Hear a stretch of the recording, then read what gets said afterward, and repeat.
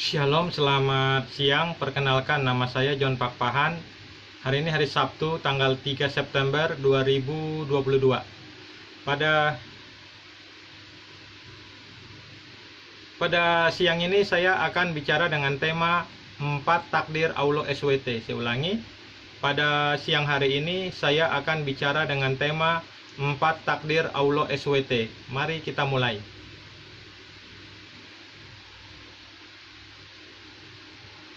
4 takdir Allah SWT. Nasib manusia sudah ditetapkan oleh Allah sebagai zat pencipta alam semesta. Takdir Allah bukanlah pemaksaan. Allah lebih tahu urusan hambanya yang layak mendapatkan kebaikan dan yang tidak.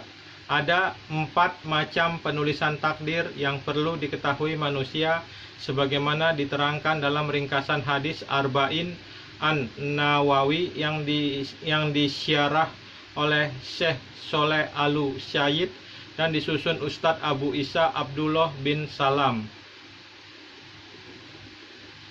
Takdir dalam bahasa Al-Quran. Semua makhluk ditetapkan takdirnya. Mari simak hadis Nabi berikut dari Abu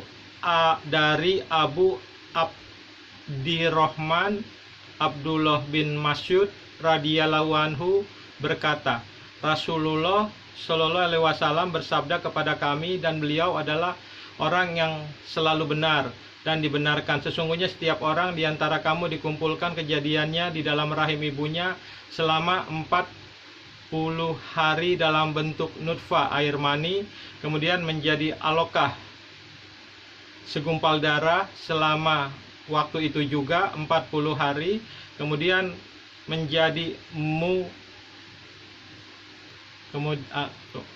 sebentar.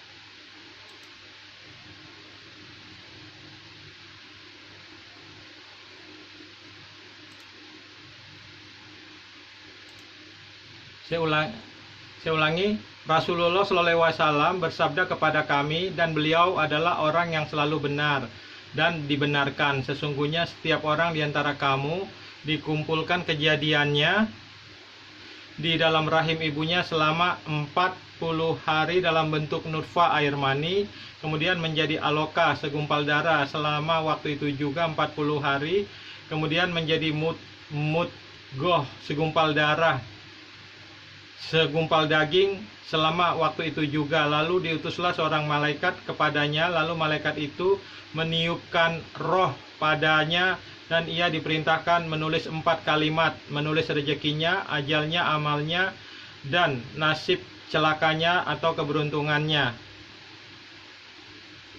Maka demi Allah yang tiada Tuhan selainnya, sesungguhnya ada di antara kamu yang melakukan amalan penduduk surga, dan amalan itu mendekatkannya ke surga sehingga jarak antara dia dan surga kurang 1 hasta.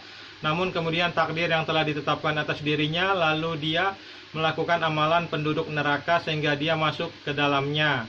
Dan sesungguhnya ada seorang di antara kamu yang melakukan amalan penduduk neraka, dan amal itu mendekatkannya ke neraka sehingga jarak antara dia dan neraka hanya kurang 1 hasta. Namun karena takdir yang telah ditetapkan atas dirinya, lalu dia melakukan amalan penduduk surga sehingga dia masuk ke dalam surga. Hadis riwayat Al-Bukhari dan Muslim. Ini penjelasan saya terhadap hadis riwayat Al-Bukhari dan Muslim tentang 4 takdir Allah SWT kepada manusia. Hadis ini membuktikan kebodohan Allah SWT dan Muhammad SAW. Saya ulangi, hadis riwayat Al-Bukhari dan Muslim tentang 4 takdir ini membuktikan kebodohan Allah SWT dan Muhammad SAW. Kenapa? Kejadian manusia 40 hari pertama dalam bentuk air mani, roh tidak ada. Saya ulangi, 40 hari pertama dalam bentuk air mani atau nutfah, roh belum ditiupkan.